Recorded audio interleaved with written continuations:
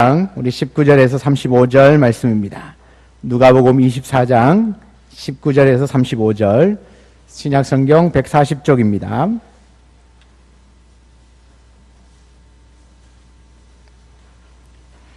누가복음 24장 19절에서 35절 찾으셨습니까? 우리 다 같이 합독하면 좀 기니까 우리 교독하도록 하겠습니다. 오랜만에 우리 남녀 나누어서 우리 여성 상의시 되니까 남자부터 하겠습니다. 19절부터 마지막에 35절까지 같이 교독하겠습니다. 이르시되 무슨 일이냐 이르되 나사렛 예수의 일이니 그는 하나님과 모든 백성 앞에서 말과 일에 능하신 선지자이거늘 우리 대제사장들과 관리들이 사형 판결에 넘겨주어 십자가에 못 박았느니라. 우리는 이 사람이 이스라엘을 속량할 자라고 바랐노라. 이뿐 아니라 이 일이 일어난 지가 사흘째요. 또한 우리 중에 어떤 여자들이 우리로 놀라게 하였으니 이는 그들이 새벽에 무덤에 갔다가 그의 시체는 보지 못하고 와서 그가 살아나셨다 하는 천사들의 나타남을 보았다 함이라. 또 우리와 함께한 자 중에 두어 사람이 무덤에 가 과연 여자들이 말한 바와 같음을 보았으나 예수는 보지 못하였느니라 하거늘 이르시되 미련하고 선지자들이 말한 모든 것을 마음에 더디 믿는 자들이여 그리스도가 고난을 받고 자기의 영광에 들어가야 할 것이 아니냐 하시고 이에 모세와 모든 선지자의 글로 시작하여 모든 성경에 쓴 바 자기에 관한 것을 자세히 설명하시니라. 그들이 가는 마을에 가까이 가매 예수는 더 가려고 하는 것 같이 하시니 그들이 강권하여 이르되 우리와 함께 유하사이다. 때가 저물어 가고 날이 이미 기울었나이다 하니 이에 그들과 함께 유하로 들어가시니라. 그들과 함께 음식 잡수실 때에 떡을 가지사 축사하시고 떼어 그들에게 주시니 그들의 눈이 밝아져 그인 줄 알아보더니 예수는 그들에게 보이지 아니하시는지라.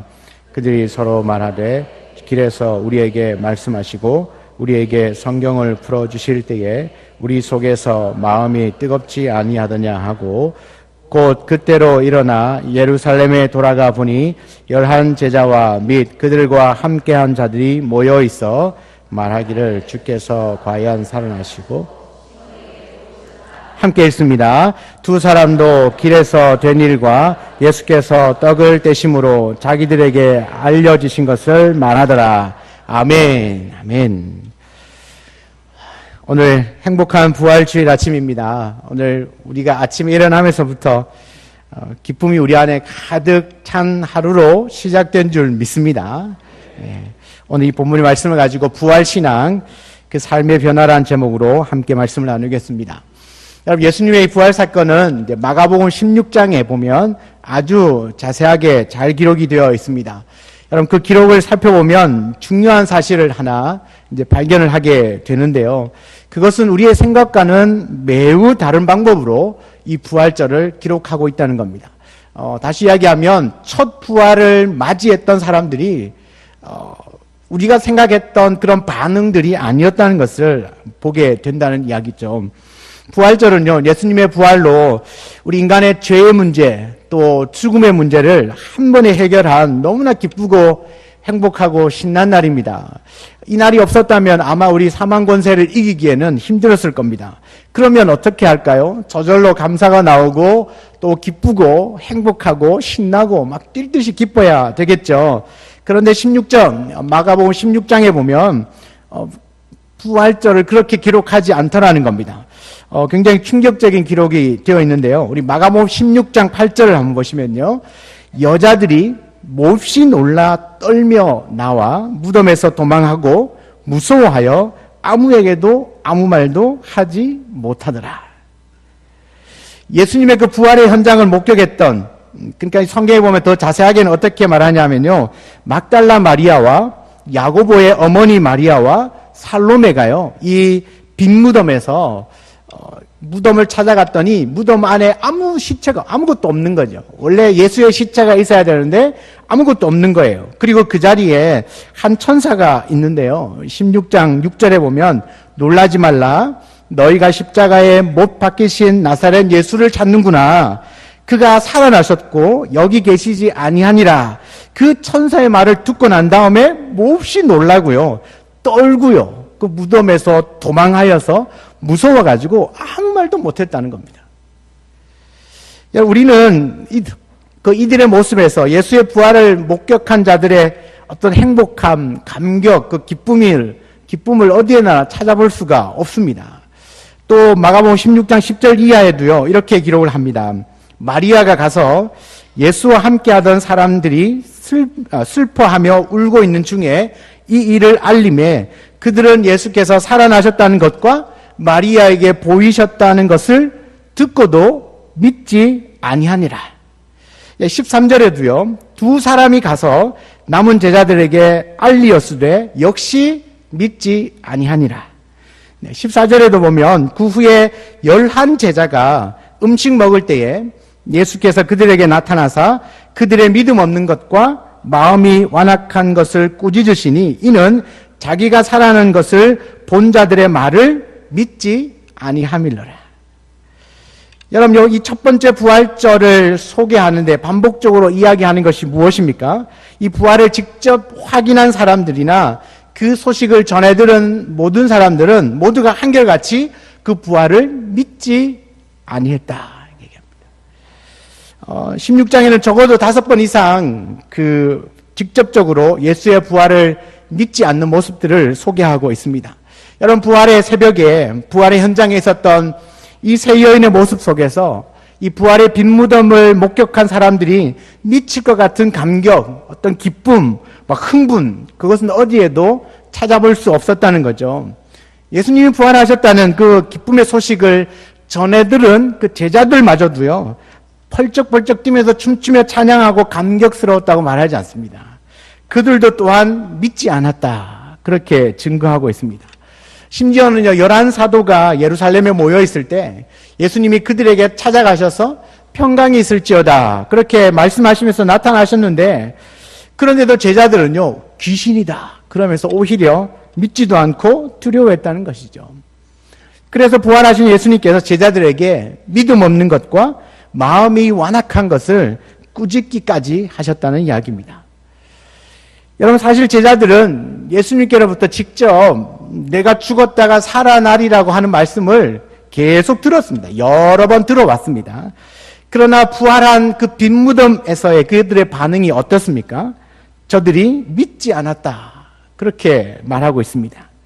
여러분, 부활을 믿지 않으면요, 부활의 감격, 그 기쁨, 행복, 권세는 어느 누구도 누릴 수가 없습니다. 나와는 관계없는 것이 되죠. 여러분, 부활전 예수님께서 사망 권세를 깨뜨리신 날입니다. 인생 최대의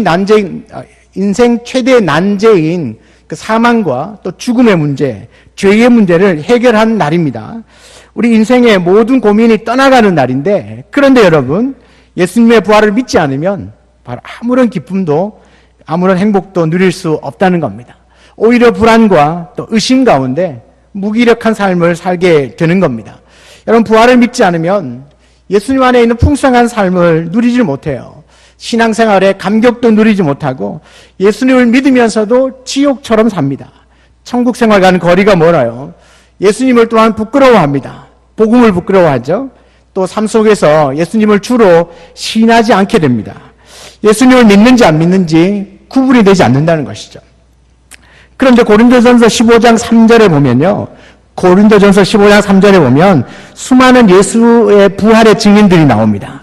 자, 보실까요? 내가 받는 것을 먼저 너희에게 전하노니 이는 성경대로 예수 그리스도께서 우리 죄를 위하여 죽으시고 장사 지낸 바 되셨다가 성경대로 사흘 만에 다시 살아나사 게바에게 보이시고, 여러분, 게바는 이제 베드로죠. 베드로. 게바에게 보이시고 후에 12 제자에게와 그 후에 500여 형제에게 일시에 보이셨나니 그 중에 지금까지 대다수가 살아있고 어떤 사람은 잠들었으며 그 후에 야고보에게 보이셨으며 그 후에 모든 사도에게와 맨 나중에 만삭되지 못하여 난 자 같은 내게도 보이셨느니라. 여러분 이제 신명기 19장에 보면 율법이 정해지고 율법이 정하고 있는 그 합법적인 증인의 수가요, 두세 사람이라 말합니다. 두세 사람의 증인이 있으면 법적 효력을 발휘한다는 거죠. 그런데 이 오늘 고린도전서 말씀에 보면 예수님의 부활을 목격한 증인들이 최소한 500명 이상입니다. 500명 이상. 예수님의 제자들과 또 500여 형제는 뭐냐, 남자들을 의미하죠. 남자들. 그러면 남자들만 있었겠습니까? 그 자리에. 여러분, 남자들만 500명이 모이는 모임은 거의 없습니다. 그 남자들 안에 여자가 있겠죠. 어쩌면 더 많은 여성 성도들이 그 부활의 현장에 있었을지도 모릅니다. 근데 부활하신 주님을 만났던 그 500여 형제, 최소한의 500명 이상의 증인들이 있다는 이야기입니다. 또 더 나아가서는 이 고린도 교회에 편지를 쓸 때에 그 중에 아직도 태반이나 살아있다. 그렇게 말하죠. 그러니까 부활의 증인들이 절반 이상이나 아직도 살아있다는 겁니다. 그리고 바울도 그 부활하신 주님을 만났다라고 고백하고 있습니다. 사랑하는 여러분, 예수의 부활은 역사적인 사건인 줄 믿습니다. 어느 신화나 동화가 아닙니다. 지어낸 이야기가 아니라는 이야기죠. 우리가 살아가고 있는 이 시간의 흐름 속에 어떤 한 시점에 이 땅에 오셨다가 십자가를 지고 죽으셨지만 3일 만에 다시 살아나신 역사적인 사실, 사건이라는 이야기죠. 여러분, 세종대왕이나 이순신 장군이 살아있었다는 것, 역사적인 인물이라는 그 증거보다 어쩌면 예수님의 부활이 역사적인 증거, 사실임을 증거하는 기록들은 훨씬 더 많이 있다는 겁니다. 전 세계적으로. 여러분, 예수님의 부활은 성경대로 이루어진 확실한 역사적인 사실입니다. 여러분, 성경도 한편으로는 역사입니다. 역사. 그리고 우리 온 인류의 역사의 중심이 이제 성경의 역사, 예수 그리스도의 역사를 중심으로 놓고 우리 세계사가 진행되어져 가고 있지 않습니까? 가장 쉽게는 우리 BC와 AD로 나누어지는, 지금 2019년을 산다고 했는 이 2019년의 기준은 예수 그리스도의 탄생이죠.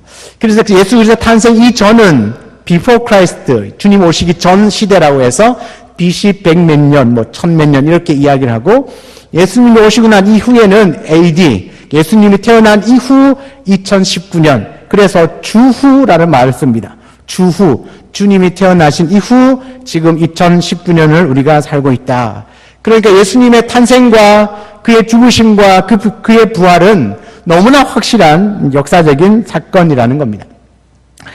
옥스퍼드 대학교의 역사 교수인 토마스 아놀드라는 사람은요, 예수님의 부활 사건보다 더 완전한 증거에 의해 입증되는 사건은 인류 역사에 하나도 없었다. 그렇게 말씀을 합니다. 또 기독교를 철저하게 혐오하고요, 비판했던 대학생 지도자였던 조시 맥도웰이라는 사람은요, 1000시간 동안을 투자해서 철저하게 연구한 끝에 이런 결론을 내렸습니다. 놀랍게도 나는 기독교를 논박할 수 없었다. 그것은 역사 속의 하나의 사건을 부인할 수 없었기 때문이다. 그것은 예수 그리스도의 부활 사건이다. 그래서 나는 신자가 되었다. 그렇게 고백을 합니다. 사랑하는 여러분, 예수의 부활은 역사적 사건입니다. 이 부활이 역사적으로 확실한 사건이 아니라면 여러분, 부활을 아무리 실존적으로 믿어도 그 믿음은 공허한 믿음입니다. 여러분, 부활의 역사적 사건을 무시한 채 예수님이 지금 우리와 함께 살아계신다는 그 부활 신앙만을 강조한다면 뿌리가 없는 그런 나무와도 같습니다. 예수님은 역사적으로도 부활하셨고 지금 이곳에 우리와 함께 살아계시는 이 두 가지의 사실을 믿을 때에 온전한 부활신앙, 부활믿음인 줄 믿습니다. 예수님은 역사적으로도 부활하셨고 지금도 살아계셔서 우리와 함께 계신다라고 하는 이 두 가지 사실을 분명하게 믿을 때 이 신앙이 부활신앙이라는 말입니다. 여러분, 우리는 지금 부활절 예배를 드리고 있습니다. 여러분은 어떻습니까? 예수님의 부활이 믿어지십니까? 어떤 한 사람이 죽었다가 살아나신 것이 믿어지시냐는 겁니다. 아니면 오늘 제자들처럼 아직도 여전히 의심 가운데 있으십니까? 여러분이 부활을 믿든 안 믿든 예수님은 부활하셨습니다. 오늘 말씀을 들으면서 우리 역사적으로 부활하신 그 주님을 믿을 수 있는 귀한 은혜의 시간이 되기를 주의 이름으로 축복합니다. 오늘 누가복음 24장을 보면요, 첫 번째 부활절 앞에서 불신앙을 드러냈던 두 제자의 그 의심을 예수님께서 이제 직접 치료해 주시는 장면이 나옵니다. 오늘 13절에 보면 두 제자가 예루살렘에서 떠나서 엠마오로 이제 내려가고 있습니다. 길을 걷고 있는 이 두 제자의 발걸음은 굉장히 무겁습니다. 터벅터벅 걷는 모습이 힘이 하나도 없습니다. 또 어깨도 축 처져 있고요. 번갈아 가면서 한숨만 쉬고 있습니다. 왜 이 제자들의 모습이 이런 모습으로 걸어가고 있을까? 왜냐하면 그들은요, 자신들이 구세주라고 믿었던, 구원주라고 믿었던 예수가요, 십자가에서 돌아가시고 난 이후엔 모든 것이 끝났다고 생각을 했습니다. 그래서 깊은 절망과 또 깊은 낙심 가운데 빠져 있었기 때문에 힘없이 터벅터벅 이제 걸어가고 있는 것이죠. 더 나아가서 그들은요, 낙심하다가 못해서 자신들이 해야 할 그 사명까지도 잃어버리고, 잃어버린 채로 그냥 엠마오로 내려가고 있다는 이야기입니다. 그런데 15절에 보니까요, 예수님께서 바로 이 두 제자 곁에 오셔서 함께 동행을 하기 시작을 합니다. 여러분, 이날은 예수님이 부활하신 첫날입니다. 부활하신 첫날, 그 첫날에 바로 주님이 이 두 제자들을 만나러 가신 겁니다. 기쁨을 잃어버리고 낙심한 중에 있는 소망을 잃어버려서 또벅또벅 걸어가고 있는 이 두 제자에게 부활하신 주님이 찾아가셨다는 이야기입니다. 낙심하고 사명을 상실해서 갈 바를 알지 못하고 있는 이 두 제자를 찾아가셨어요. 그런데 놀라운 건요, 예수님이 가까이에 가서 그들과 이렇게 동행을 하고 있는데도 이 두 제자들은 자기와 함께하고 있는 이 사람이 예수라는 사실을 모르고 있다는 이야기입니다. 전혀 눈치를 못 채고 있는 거죠. 이유를 16절에 보면 그들의 눈이 가리어졌기 때문이다, 그렇게 말합니다. 눈이 가리어져 있다는 것이죠. 그들이 예수님을 알아보지 못한 것은 예수님의 모습이 뭔가 이상하게 변했기 때문이 아니라 바로 그들의 눈이 가려져 있다, 영적 어두움 때문이라고 말합니다.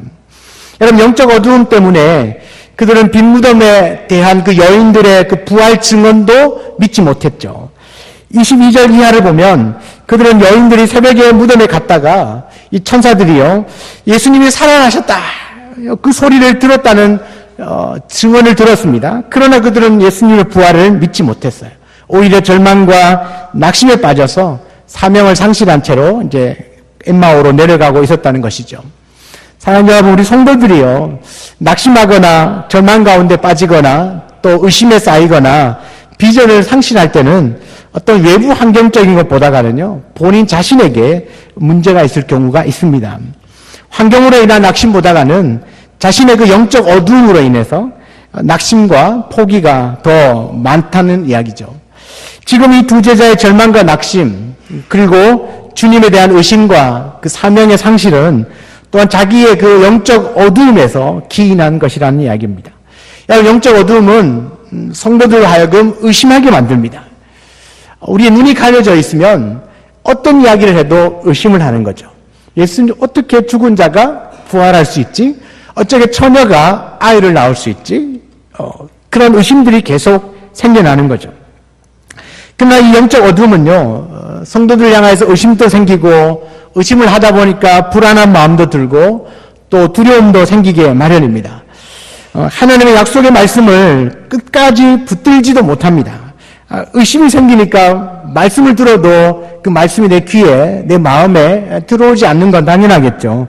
깊은 절망감에 빠뜨려서 일어나지 못하도록 합니다. 비전을 상실하게 만들고요, 핵심 가치대로, 본질대로 살아가지 못하게 만들어요. 이 영적 어둠에 처해 있는 제자들을 치유하기 위해서 부활하신 예수님께서 친히 찾아오셨어요. 그리고 무슨 일을 하시냐면 27절 말씀인데요. 여러분, 27절 한번 보실까요? 27절 우리 같이 한번 읽어보겠습니다. 27절입니다. 시작.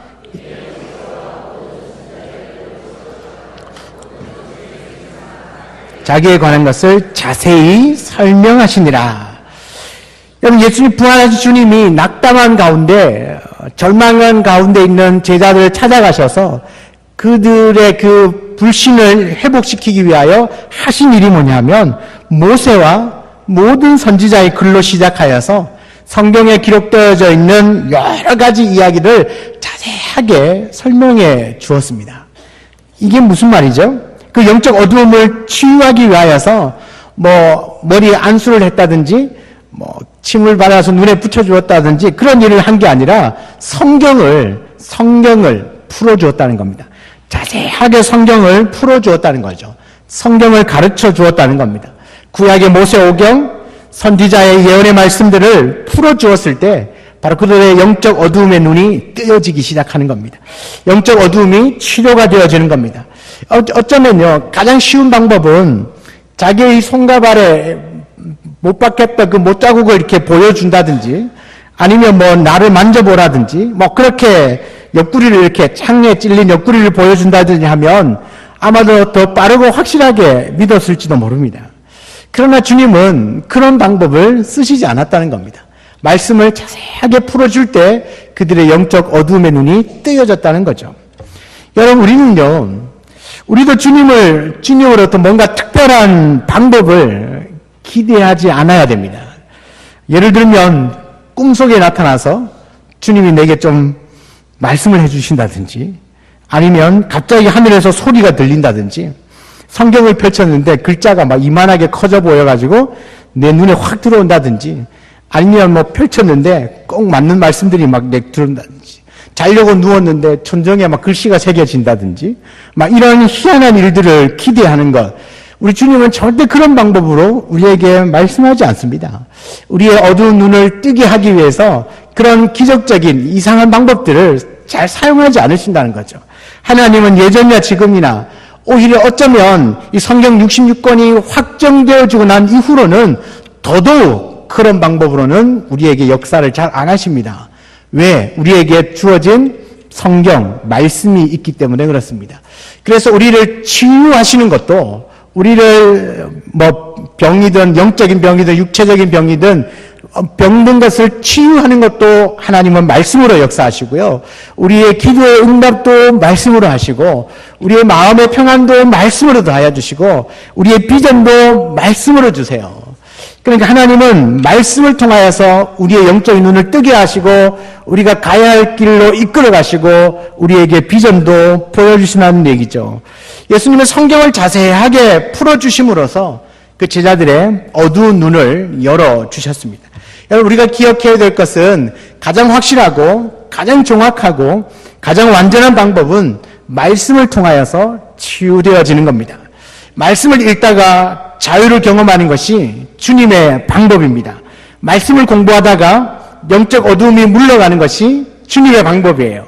말씀을 듣다가 의심이 떠나가고 말씀을 듣다가 낙심이 떠나가고 말씀을 듣다가 어두운 그 마음, 두렵고 답답한 마음이 다 사라지는 것이죠.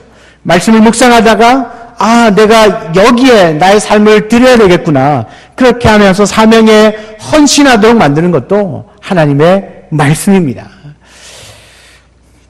예수님은 제자들의 이 영적인 어두움을 치유하기 위해서 모세의 글과 선지자들의 그 글과 모든 성경을 다 동원하셔서 이런저런 말씀을 풀어주셨다는 거죠. 그리고 그것을 자세하게 풀어주실 때에 바로 그 어두움에서부터 벗어날 수 있었습니다. 여러분, 그들이 말씀을 듣고 난 이후에 치유가 막 일어나니까요. 영적인 눈이 뜨여지니까 이 제자들이 어떻게 변하는지 한번 보시겠습니까? 29절을 보시면요. 그들이 강권하여 이르되, 강권해서 말합니다. 우리와 함께 유하사이다. 우리와 함께 여기 좀 머물러 주세요. 해가 저물어 가고 날이 이미 기울었나이다 하니까 그들과 함께 유하로 들어가셨어요. 그런데요, 오늘 29절 그 앞에 보면요, 그들이 가는 마을에 가까이 가매 예수는 더 가려고 하는 것 같이 하시니, 예수님은 더 가고 싶었어요. 그런데 제자들이 어떻게 해요? 강권해서 예수님 여기에 좀 머물러 계십시오. 왜 그렇겠습니까? 주님 여기에 머무르셔서 우리에게 말씀을 좀 더 가르쳐 주세요. 여러분, 우리가 말씀으로 영적인 눈이 뜨이기 시작하면, 어두운 영안이 열리기 시작하면 어떻게 반응을 하냐면 말씀을 더 듣고 싶어지는 겁니다.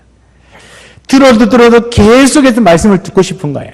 성경을 읽어도 또 계속 읽고 싶은 거죠. 기도를 해도 또 계속 하고 싶은 거예요. 한참을 하고 잠깐 하는 것 같은데 2시간, 3시간이 훌쩍 지나는 거죠. 말씀을 읽기 시작했는데 잠깐 읽은 것 같은데 벌써 2시간, 3시간이 훌쩍 지나간 거죠. 그만큼 말씀 안에 푹 젖어드는 거예요. 왜요? 더 듣고 싶으니까, 더 읽고 싶으니까, 말씀을 더 듣고 싶으니까 그 자리를 떠날 수 없어서 주님 보고, 주님 여기 좀 머물러 주십시오. 왜요? 말씀을 우리에게 좀 더 가르쳐 주십시오. 말씀을 듣고 싶은 열망, 말씀을 알고 싶은 열망, 말씀을 더 읽고 싶은 열망들이 생겨난다는 겁니다. 그래서 예수님을 붙들고 늘어지는 것이죠. 여러분, 말씀이 더 듣고 싶다. 말씀을 더 읽고 싶다. 그러면 여러분은 이미 영안이 열렸고 주님의 그 십자가 앞으로 가까이 나아가고 있는 것입니다. 우리에게 말씀을 더 듣고 싶은 열망이 일어나기를 주의 이름으로 축복합니다. 말씀을 듣든지 읽든지 공부하든지 배우고 싶든지 어떻게든 그 말씀에 대한 갈망들이 내 안에서 계속해서 일어나기를 원합니다. 그 갈망이 사라지는 순간 우리의 영안이 닫힐 수 있습니다. 그러나 계속해서 말씀에 대한 갈망이 일어나는 순간 우리의 영적인 눈은 계속 띄어지는 것이죠. 그래서 우리가 늘 하나님 말씀하시는 대로 그 안에서 참 기쁨과 참 행복과 비전과 그 은혜들을 말씀을 통하여서 전달받을 수 있기를 주의 이름으로 축복합니다. 또한 32절을 보시면요. 다음과 같이 증거해요. 32절에 그들이 서로 말하되 길에서 우리에게 말씀하시고 우리에게 성경을 풀어주실 때에 우리 속에서 마음이 뜨겁지 아니하더냐. 예수께서 모세와 선지자의 글에 또 성경에 나오는 모든 이야기를 막 풀어주실 때 그냥 그 말씀을 듣기만 했는데도 막 마음이 막 불붙는 듯이 뜨거워지는 거예요. 마음이 뜨거워지기 시작하는 거예요. 의심이 사라지기 시작하는 거예요. 그때부터 예수님의 부활에 대해서 전혀 의심이 들어오지 않는 겁니다.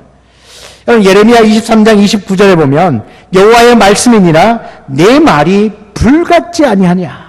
내 말이 불같지 아니하냐.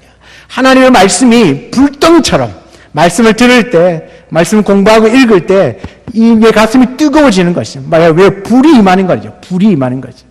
여러분, 불이 임하는 건 불 받아라 한다고 임하는 게 아닙니다. 저는 여러분들에게 불을 줄 수가 없습니다. 제 손에는 불이 나가지 않습니다. 불 받아라 한다고 불 받는 게 아닙니다. 우리가 말씀을 들을 때, 말씀을 공부하고 그 말씀 앞에 서 있을 때 말씀을 통하여서 내 가슴이 뜨거워지는 거예요. 왜요? 오늘 여호와께서 어떻게 말씀하시죠? 내 말이 불 같다는 거죠. 내 말이 불 같다. 불 같은 여호와의 말씀이 내 가슴 안에 들어오면 우리의 냉랭한 가슴으로 그대로 있을 수가 없는 거죠. 아무리 차가운 가슴이라도 불 같은 말씀이 들어오면 가슴이 뜨거워질 수밖에 없는 겁니다. 뜨거워질 수밖에 없는 것이죠.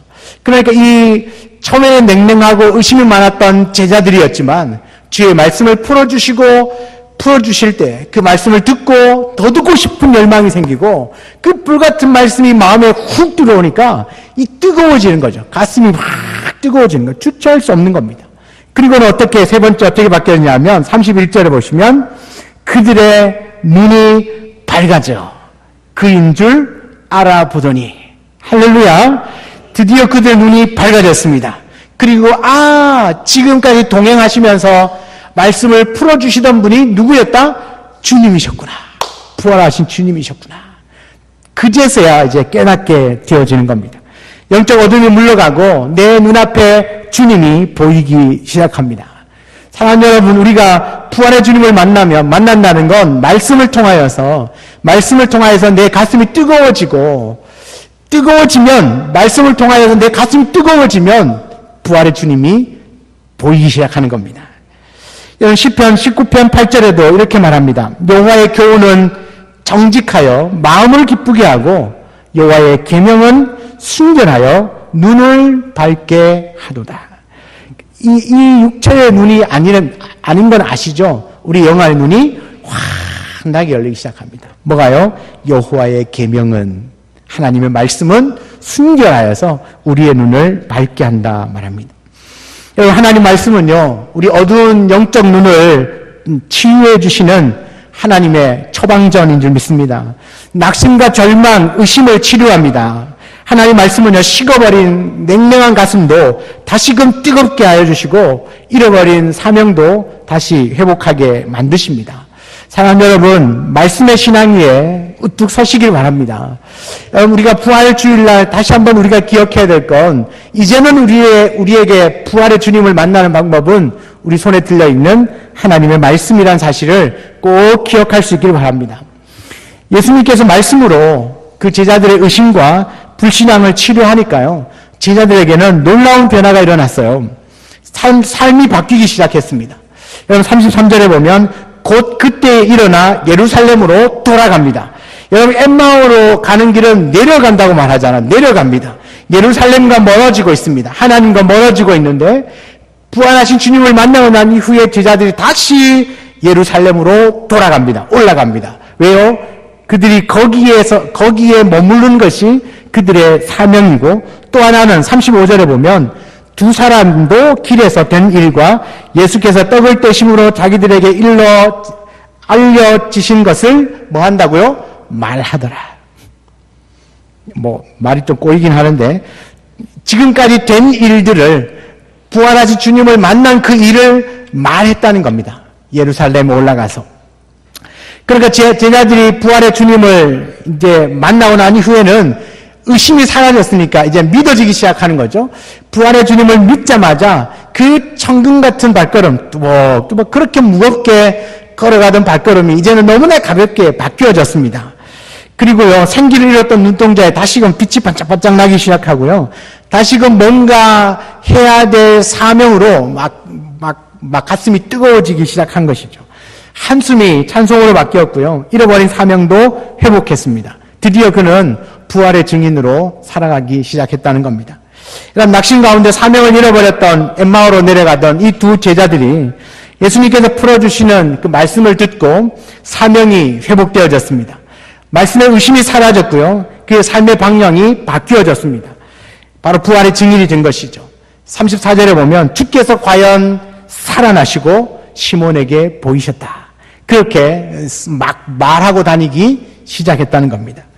사랑하는 여러분, 부활을 믿으면 삶이 달라집니다. 사명이 회복됩니다. 가치 있는 일에 생을 투자하게 됩니다. 여러분, 부활이 없으면 그냥 죽음으로 끝이라면 우리에게 소망이 없습니다. 그러나 다시 사는 부활의 소망이 있기 때문에 우리는 어떤 어두움, 절망 가운데서도 일어설 수 있는 겁니다.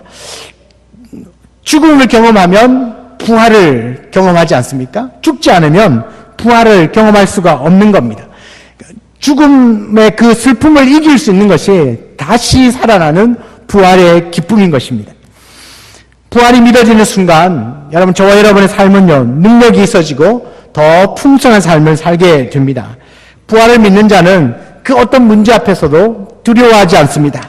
낙심하지도 않고 넘어지지도 않습니다. 여러분, 부활을 믿으면 예수의 증인이 됩니다. 예수님을 자랑하는 자가 되는 것입니다. 첫 주님이 십자가를 지시고 죽으시고 부활하신, 그러니까 오늘날은 첫 부활절, 첫 부활을 맞이했던 많은 사람들은 믿어지지 않고 오히려 두렵고 무섭고 도망가기도 하고 그런 반응들을 보였지만, 그 부활하신 주님을 만난 그 제자들, 부활하시고 난 이후에 주님께서 풀어주시는 말씀을 듣고, 야, 진짜 주님이 부활하셨구나 라는 사실을 믿고 난 이후에 제자들은요, 너무나 담대하게 복음을 전하는 증인들이 다 되었다는 겁니다. 여러분, 우리도요, 예수를 믿는다고 말하지만 의심이 아직도 들어와 있을 수 있어요. 저는 많은 성도들과 이야기하는 중에 이 성경, 우리 교회에서 이야기하는 것 중에 참 많이 믿어지지 않는 것 두 가지가 동정녀 탄생과 부활이라고 그렇게 이야기합니다. 동정녀 탄생과 부활. 어떻게 처녀의 몸에서 아이가 날 수 있는가? 그 다음에 죽은 자가 어떻게 부활할 수 있는가? 그런데요, 우리는 그냥 단순하게 과학적으로 상식적으로 설명을 하자면 이해가 안 되는 이야기입니다. 그런데 뭐죠? 하나님께서 불같이 우리에게 전해주신 그 불의 말씀을 듣게 되면 우리의 가슴이 뜨거워질 뿐만 아니라 예수의 그 부활이 믿어지기 시작한다는 겁니다. 그래서 부활은 믿는 것이 아니라 믿어지는 것입니다. 내가 아무리 믿으려고 노력해도 믿어지지 않는, 그러나 말씀이 들어오면, 말씀을 읽고 듣고 공부하고 묵상하게 되어지면 이제 드디어 믿어지기 시작하는 것이죠. 아, 부활할 수도 있겠구나. 왜요? 그분은 그리스도이시니까요. 아, 부활하셨구나. 왜요? 그분은 그리스도이시니까요. 그분은 하나님이시니까요. 하나님이시면 가능하겠다는 이야기가 이제 되는 것이죠. 그 믿음이 어떻게 내 안에 들어온다고요? 말씀이 들려지기 시작할 때. 사랑하는 여러분, 부활, 예수님은 반드시 부활하셨습니다. 역사적인 사건입니다. 이미 부활하신 주님은 지금도 저와 여러분 곁에 계시는 줄 믿습니다. 그래서 우리가 낙심하거나 좌절하거나 절망하지 않고 다시 이 부활신앙으로 일어설 수 있기를 주의 이름으로 축복합니다. 우리가 부활의 증인들이 했던 것은 부활의 주님을 만난 이후에 그 부활의 주님을 전하는 자로 살아왔던 것처럼 우리도 이 부활의 주님을 만났다면 부활의 주님을 전하면서 사는 은혜가 있기를 주의 이름으로 축복합니다. 우리 같이 한번 찬양하고